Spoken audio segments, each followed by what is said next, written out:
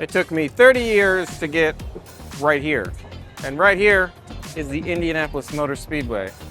I've been freelancing for 30 years, and it took me that long to get booked to do audio on the pits during the race. And the race is over. You can honestly see that it's evening. Felix Rosenquist won the Indianapolis 500, and I'm gonna take you all the way through it and how I did audio on the pits for a documentary. So let's get into it.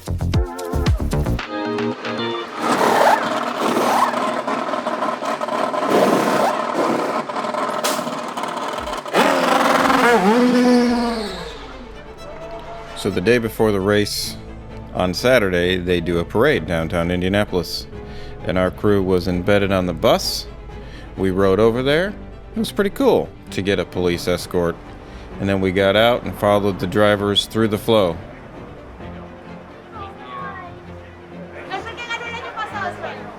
Gracias.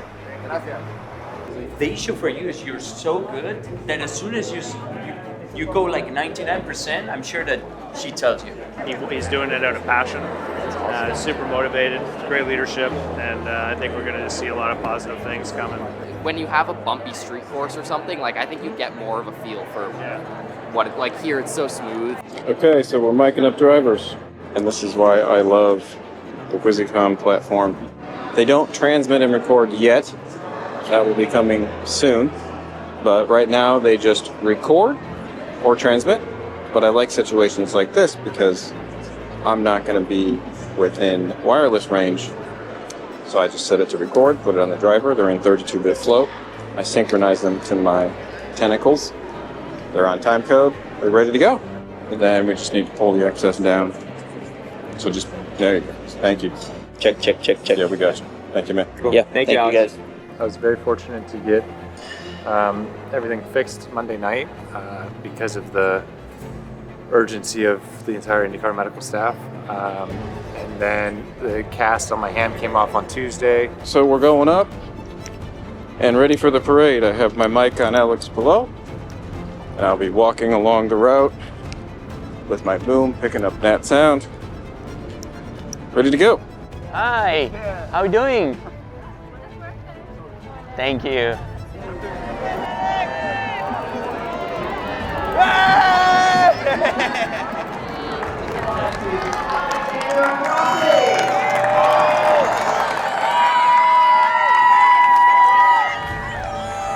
Sorry guys, I need to go.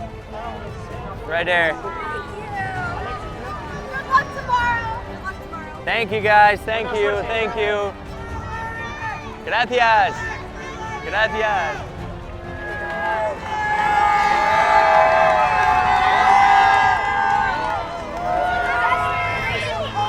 Thank you.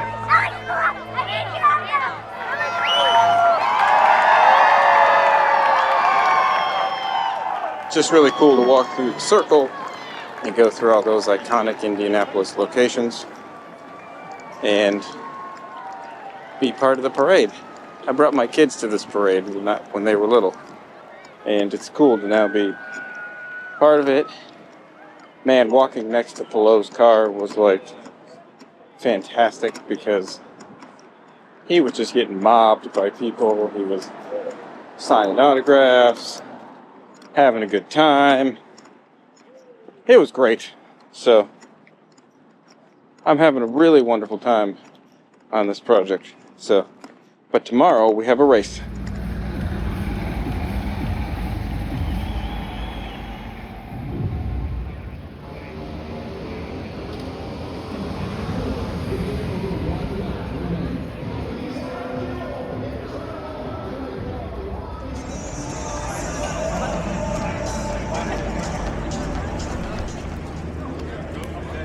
You know what we're doing?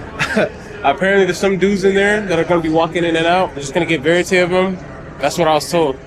That's the Fox stage. We're waiting for someone important to come out. We don't know who it is yet. So that's part of this thing. When you're shooting documentaries, you're just standing and waiting for something to happen. So that's what's next. I'm a lot older than you are. I remember when Mario Andretti won it in '69. And you guys from Fox, this was before there was a Fox. And if you wanted to watch the Indy 500, you had to go to a theater where they had kind of like a pay-per-view, and you went in, and I was working selling hot dogs and Cokes at the theater, cheering on Mario in 1969 when I was in high school. So apparently that was a senator. I don't know, man. But we interviewed him. You ever been to a place where you're like, yeah, this is the place right now. That's what this is. So I think after this, we're going to do a little more of these OTF interviews. And then we're going to eventually migrate to the track. And hopefully, in the end, we're going to get in the pit stops. And that's going to be awesome. It's amazing. This is pure Americana. It's a great way to kick off Memorial Day weekend, the summer, and of course to honor our fallen heroes in Memorial Day. I got to do a hot lap yesterday to test out the Corvettes, and we went about 140. I wanted to go faster, but they said, no, you can't do that. So we just finished those interviews over at Fox and Friends.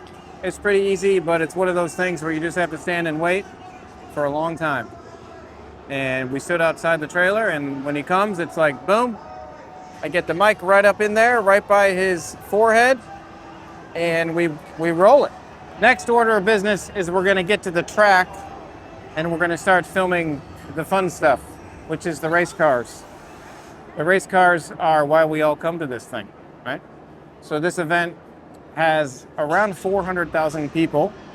We got in at 5 a.m. when it was still dark, wondering, you know, like, challenging our life decisions, like, why are we here this early? This is crazy. And the pack that I'm running today is my 833, and I've got 2 race radios. These are what I'm going to use to tune in the radios for the drivers. I have 2 of them running, so I can have 2 channels up. The producer is going to be on comms. I'm transmitting from my bag. I'm transmitting an MTP 61 to an MPR 52 that he's going to be listening to, and I'll be mixing his ears between the 2 race radios and my boom. And then my listening setup is with these Shure SE 425s. What I do is I put these in, which they're already very sound isolating themselves, and then I take these cans and I put them over the top. So that gets me a very isolated listening situation, because when you're on the track, it's very noisy, okay? So my bag is all time coded in. Drew is gonna be running another bag on the other side of the pits, and he's also time coded in with me. I think there's 4 FX3s in 1 Burano, maybe 3 FX3s in 1 Burano, I'm not sure, I just time coded all of them. This is my Stingray bag, and I've got a whole bunch of supplies in here. Tape. I've got a whole bunch of extra batteries for my Wizicom transmitters and receivers. And then odds and ends, extra time code cable in case someone needs it, you know.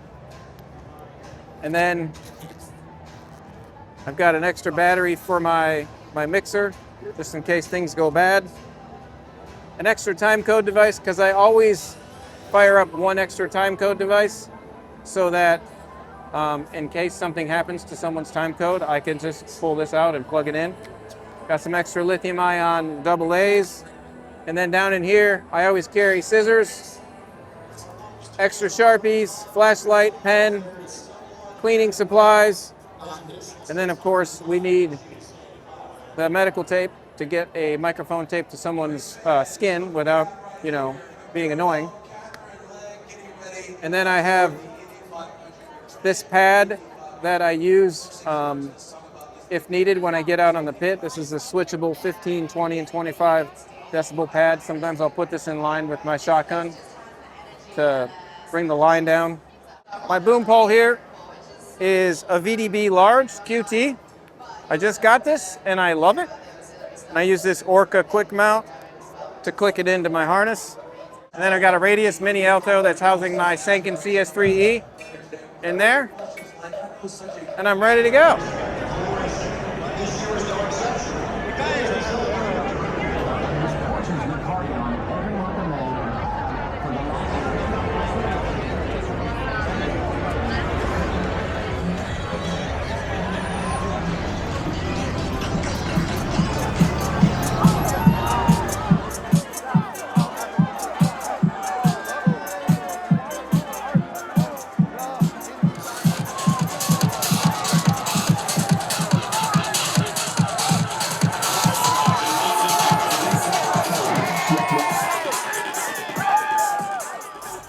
right, so that was fun.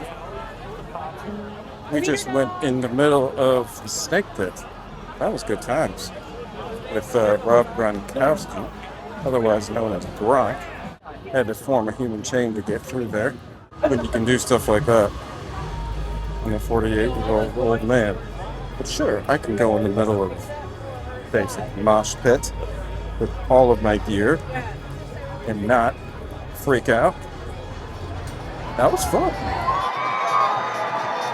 Making his fourth start, he finished second last year. It's David Malukas.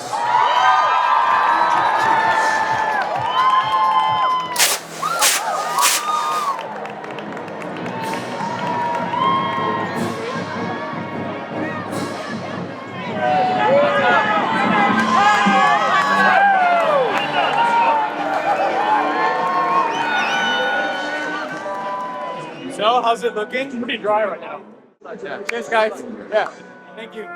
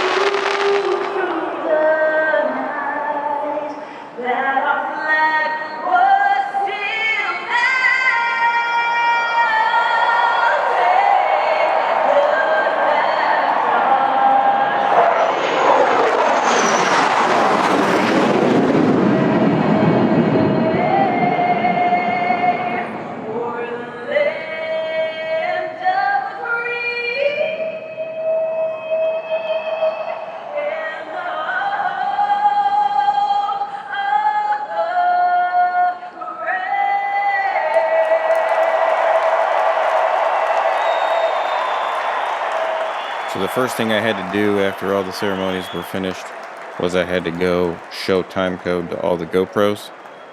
The production team put GoPros on several pitch stands, so I just had to show my Tentacle app to the cameras so that post-production could synchronize it later.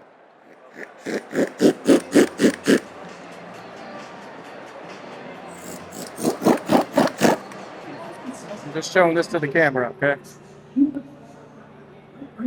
I'm gonna hold this in front of the camera real quick. 1 second. Seconds. I just put a lav on the director so that I can hear him in my ears. And it's just about time for the race. So let's go, baby. Let's go. This is awesome. Being down here, right here on the bridge. All the cars. There's a mile of people.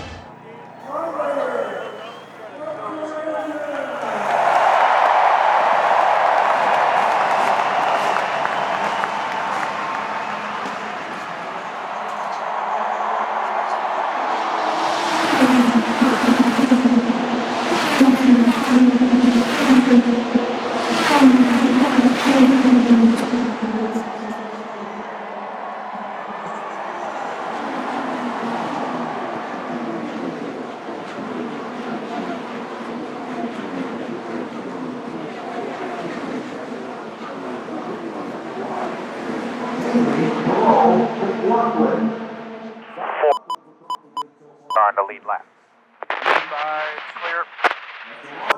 So my rig was working great. My boom was picking up wonderful nat sound, and the race radios were picking up as expected. So my main responsibility on the pit was to mix the headphones of the producer and record race radio content and record nat sound to accompany whatever my shooter was capturing. 51 laps complete.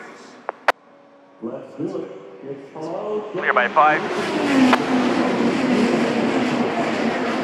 There were two crews down on the pits. One was all the way down at one end and the other was at the other end. And there was two producers dividing up the responsibilities of the crews. So I'm assigned to one crew, and my job is to just get good nat sound coverage of whatever my shooter is capturing. Mixing for the headphones of my producer was pretty simple. I was tuning the radio to whatever team we were following so that he could hear the radio chatter of whichever driver that we were focusing on. This documentary series is covering multiple drivers throughout the race. Not necessarily the winners or the favorites, but they've picked the drivers they want to cover. And we're just in position on the pit lane waiting for stuff to happen. And then we go cover. The first major thing that we covered was when Alexander Rossi crashed. There's Rossi, glad he's okay and out of the car. We had to go down and find his pit crew as they were going to his car. And it was pretty cool because I ended up on the broadcast. Yep, that's me right there. Alex was walking off the pits with his crutches, and we just crisscrossed him, and then we followed him for a little bit to try to get some of the dialogue between him and Ed Carpenter. It's always fun to be in the pits and be really close to all the action.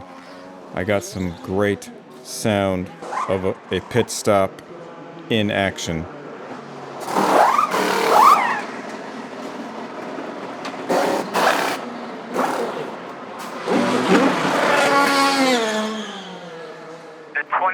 Car blended in front of us. He's right behind you, so we have to let the 27 by. Copy. You're real scratchy, boss.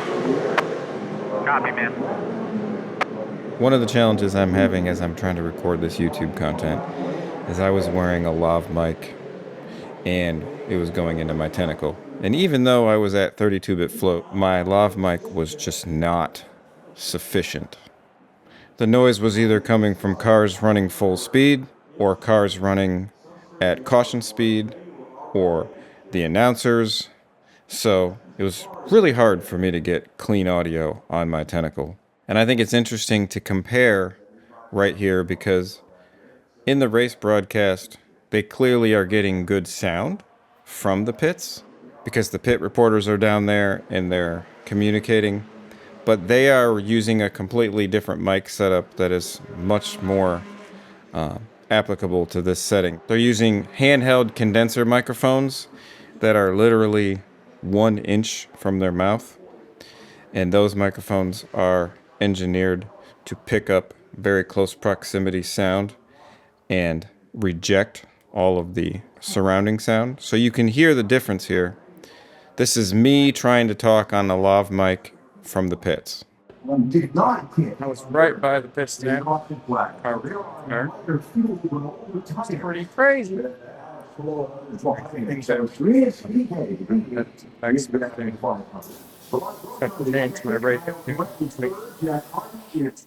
It's clearly not working. And then you can hear what it sounds like for these pit reporters to be using their handheld mics on the pits. This is from the broadcast on Fox. I think they should clear these stands, get everybody home, call the race. But no, Jamie, we've been here so many times before. I actually feel calmer than I have in the past because I know how quickly things can change, and I'm just trying to enjoy the moment. So this is a perfect example of how the right microphone for the job is more important than anything. Now I could have turned my boom around and talked into my boom for my YouTube commentary, but my boom was for the documentary, and I wasn't going to record myself talking into behind the scenes content on the boom. But if I would have taken the boom and held it right up to my mouth, I would have gotten clean sound, but my lav system was just not working.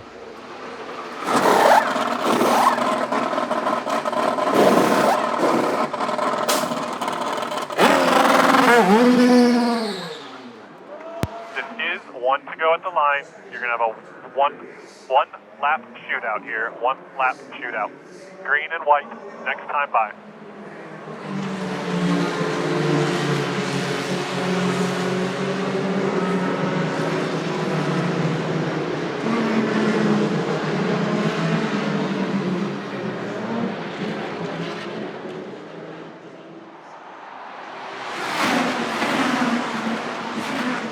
So at the end of the race, we were in Pato Awards pit with McLaren. We were just waiting because Pato was in the hunt to win this race. You know, he was in the front and he was battling it out with the guys. So we were assigned to be in his pit.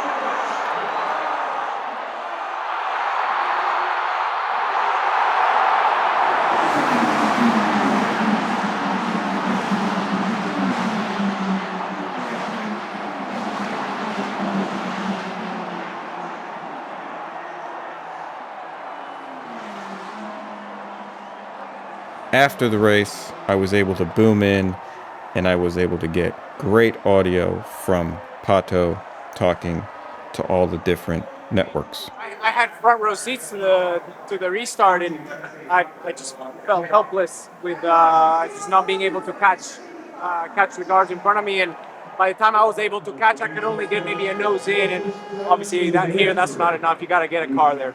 It's pretty crowded down in there because our camera crew is trying to share space with the in-house camera crew with IMS Productions, and also the Fox crew for the broadcast. And then also, a lot of times, the IndyCar radio crew is right there too. So there's 4 of us jockeying for position normally. It can get pretty tight down in there. So you just have to be respectful of the people that are around you. It was a very long day. I'm glad it's over. You also get to see your friend. Yeah. What do you feel? Very happy for him, and he just had a baby. So I'm sure Emil is ecstatic back home. And I hope you enjoy watching this kind of content. And when I say stuff like it took me 30 years to get here, I use that as an encouragement because a freelance career takes a long time. It takes a long time. You have to be consistent and persistent. You have to show up, and you have to be the best version of yourself on every crew, and you have to help in ways that are actually helpful. And you have to be overall, above everything else, you got to just be nice and easy to work with. Sometimes it doesn't matter how good you are at your skill if you're not nice and easy to work with. So I really hope you enjoyed this look behind the scenes at the Indy 500 and how all of the audio worked. And we will see you in the next one.